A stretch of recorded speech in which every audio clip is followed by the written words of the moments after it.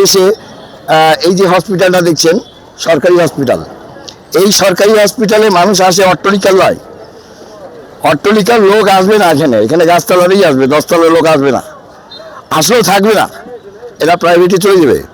কিন্তু এখানে যারা আছে তারা অতি দরিদ্র, এবং আমাদের কাছে ইনফরমেশন আছে যে সরকারি কিছু ঔষধও তারা দিচ্ছে না, ক্যানোলাও দিচ্ছে না, সিরিঞ্জ দিচ্ছে না, এগুলো সরকারিভাবে আসে, আমাদের কাছে তথ্য আছে।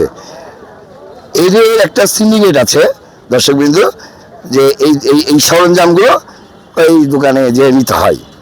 হ্যাঁ, বাইরে কিছু কিছু আমার ভাই আছে, এখানে অনেকে আছে, আমি চিনি তাদের মুখ, আমি তাদের মুখ চিনি, তাদের বায়োডাটা আছে, এবং প্রত্যেকটা যেগুলো যারা এগুলো করে প্রত্যেকটা লোকের নামে 5টা করে মামলা আছে দর্শকবৃন্দ, এবং মানের কিছু আসামি আছে এদের মধ্যেই দর্শকবৃন্দ। আমাদের কাছে সিডিএসপির ফাইল আছে, আমরা আমরা সত্য বলি, এবং আমরা জনগণের টাকা দিয়ে প্রতিবেদন করি না।